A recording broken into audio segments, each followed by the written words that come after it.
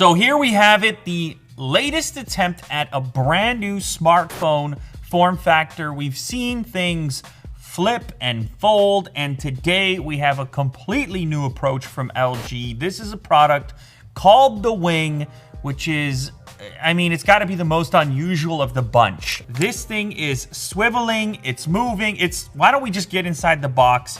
This is the LG Wing.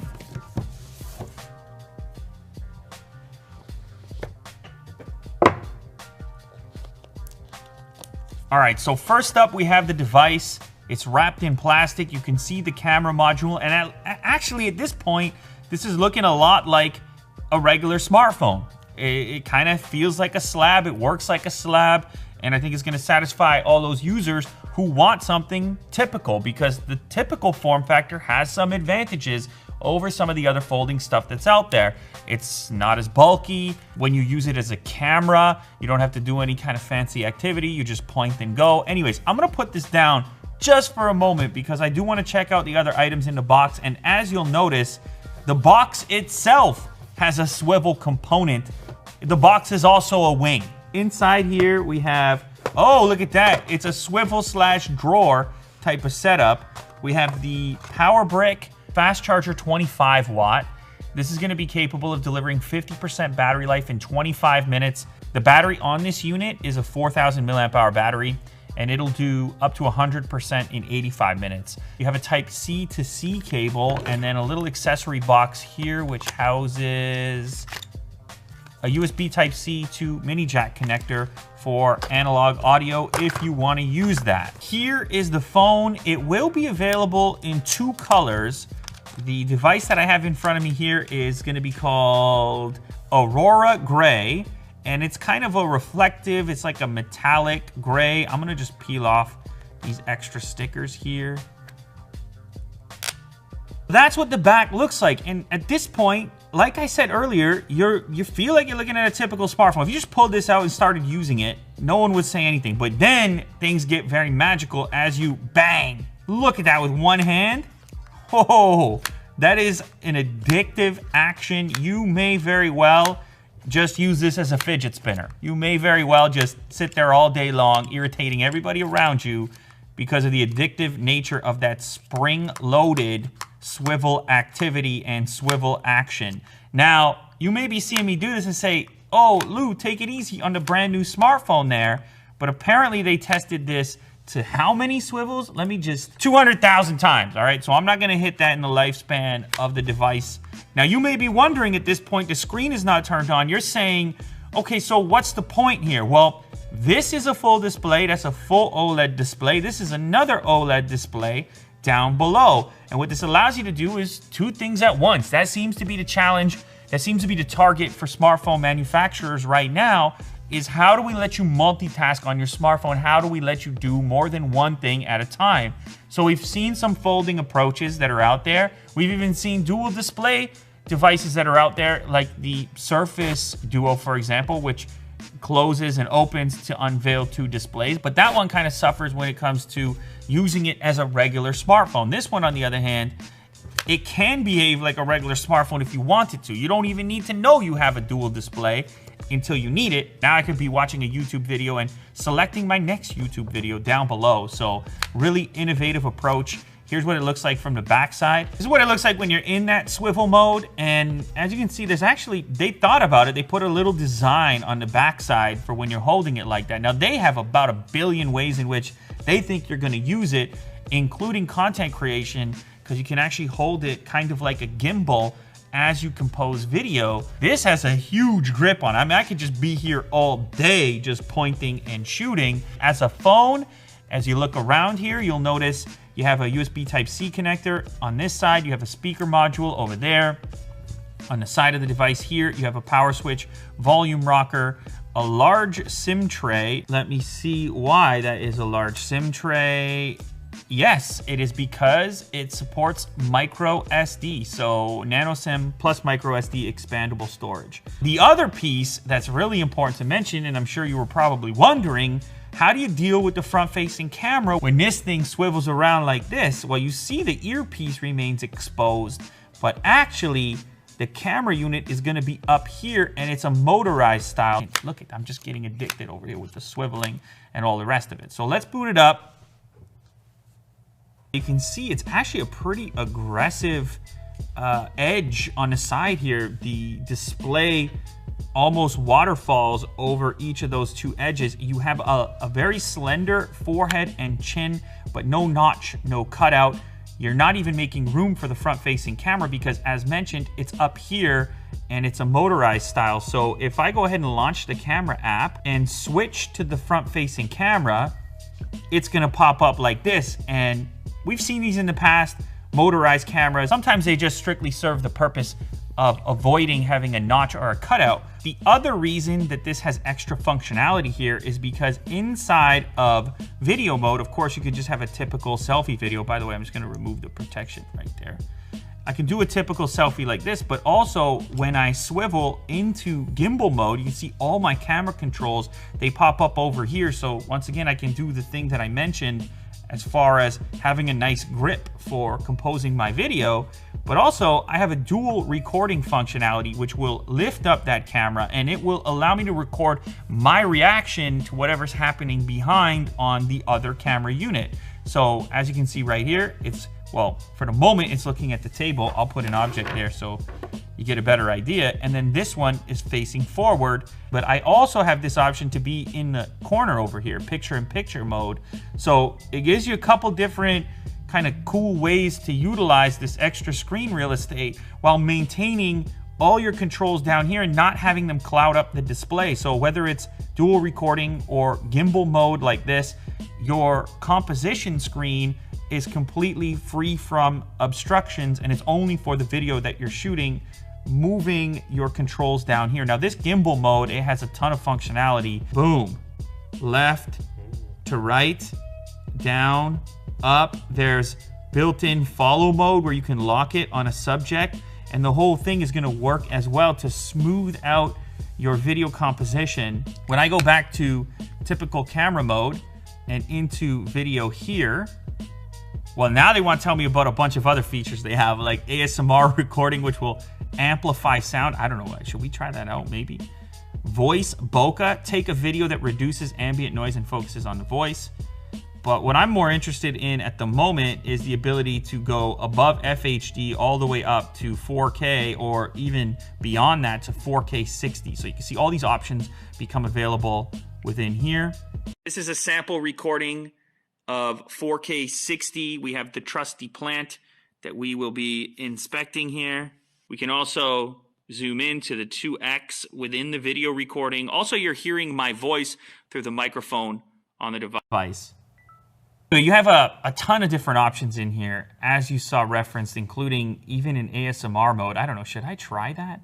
ASMR recording is supposedly happening right now. What do? Do I... With these noises and I whisper, unbox therapy, ASMR session, plastic crinkling. Is this what you came here for? Is this what you came here for? Yes, well, that works. It ups the sensitivity on the microphone for the ASMR mode, whether you like it or not. So up to 4K 60, there's a no shake in here as well, but if you want the ultimate kind of smooth video, you will flip into this mode, into the swivel mode. And there's a lot here where they had to reimagine, why would you want something like this? Where could this be useful? And gimbal mode is one of those places. Dual recording is the other one, which actually I would kind of want to test out right now. So I'm rolling. And as you can see, I can see my background. This is my hand right here, but here's my reaction. It's kind of innovative, you know, in 2020. Anyway, you can figure out a way to use this, but you can see, look at that. You got both video clips rolling. Bang. I can flip it, so I have, you know, my camera up here and the event over there, and I could do it really quickly. So there's a number of different cameras on the back. The main camera, the 1X camera, is actually a 12 megapixel, but they claim it has bigger pixels, which should be better for low light conditions. And then you've also got the 2X for your zoom. So let's snap a few. One, that's your zoom mode. Here is your ultra wide, and here is your 1X. And this just gives you an idea for the versatility. Different things you can do with the camera, obviously.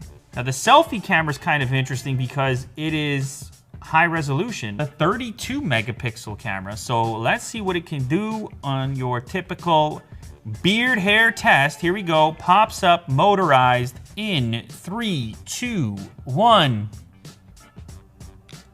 Bang. So there you go. You got 32 megapixels to work with. Should be sufficient for your variety of selfies. Check out the mode that I'm in. We've got both our displays open. This is the fancy mode. This is what you would be excited about. And now they have set up app pairs. As you can see down on the bottom here, you may want to launch YouTube at the top and have Chrome going at the bottom over here. You could have your messaging app. You could be reading whatever you want. And then up here at the top, you're just doing the YouTube thing, and maybe you want to search something up. You see what happens? The keyboard replaces it, replaces what you were looking at. You go ahead and search up Lou Later to watch, to catch up. There's been many new episodes. This unlocks your multimedia controls down on the bottom screen, so you don't have to reach up and touch the main display. From here, I can switch to the next video. I can pause the video, play the video. I can go back or forward in the video really quickly with these buttons. I can control my brightness, which is now maxed out, and I can control my volume right here, which is kind of nice. You never have to disrupt the actual video that's going on. And I guess I can zoom in as well, max it out, and then let's test the volume too. 17-inch LG Gram is the lightest 17-inch laptop in the world. This thing, you want to slap it under the arm, Will? You feel like you're carrying a 13-inch. This is a 3-pound laptop, 17-inch. That's why they call it the Gram? Yeah, that's why they call it the Gram. All right. Okay, so if I'm watching a video up here, I still have the opportunity to do whatever I want down below. Any application I might want, bring up a little calculator real quick because you got to get the 10 plus 10 in.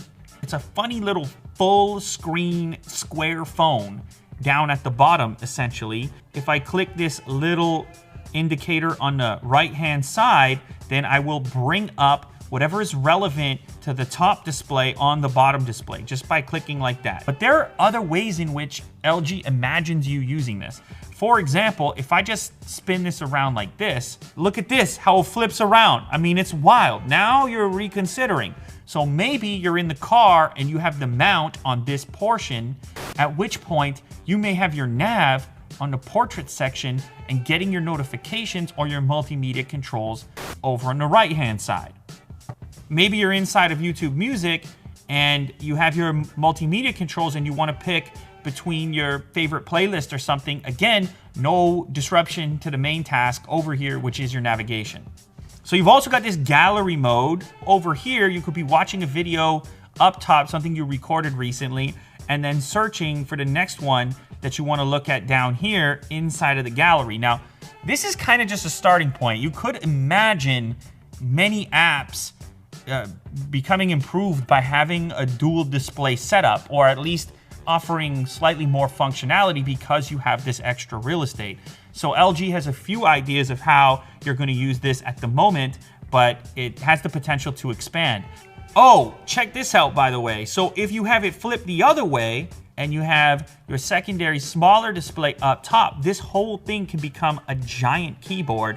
So for example, I'm about to boot into a video game, and what I might want to do is actually bring up some tips and tricks or something. I got to read the Wikipedia for the game while I'm playing it. Now, of course, this is completely up to you what you put up top. You could be watching a game streamer showing you a walkthrough of a particular game, or maybe it's not even game related. Maybe it's like some of those other dual functionalities where you just have your messaging up here. You're just typing every so often, responding to a message every so often, and then jumping back to your game. Whoa, that's cool. So I have the game up and running now, and I hit the Game Tools button, which actually brings up game-specific things in the top screen that you might need quick access to. Oh, and this game is actually even optimized where it's showing more of the game up top. So if you're a game developer, you might be able to take advantage of the top section as well. Oh. So the top becomes an in-game map. Ooh. Now, I don't expect all games to be optimized for this, but this should just get your imagination going as to how this could be useful or could aid in various game titles. As far as the specifications go, the LG Wing is featuring the Qualcomm Snapdragon 765G processor. The main screen is a 6.8-inch 20.5 by 9 FHD Plus OLED. The little screen, what they call the second screen, is 3.9 inches. It's also an OLED display with an aspect ratio of 1.15 by 1, so not exactly a square. It's got 8 gigs of RAM and 128 of storage, though 256 gigs of storage will be available in certain markets. Those cameras on the back, it's one ultra high resolution 64 megapixel, followed by a 13 megapixel ultra wide and a 12 megapixel ultra wide big pixel. It's f2.2 with a 120-degree field of view.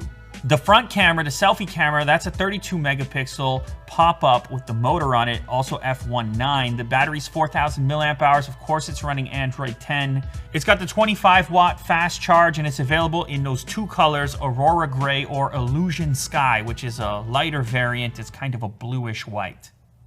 Look, listen. It's an unusual, it's an interesting thing. It's a development in smartphones. You gotta say it's noteworthy, at least. The best thing about this one is it lets it still be a regular smartphone if you need it or want it to be. It's gonna behave like a regular smartphone, no surprises. This one aims to be a smartphone first with a little bonus when you want it. The main thing for me, let me tell you, is I just get inspired when I see these new takes. I'm a technology fan. I've been doing this for a while. I've seen a lot of safe moves.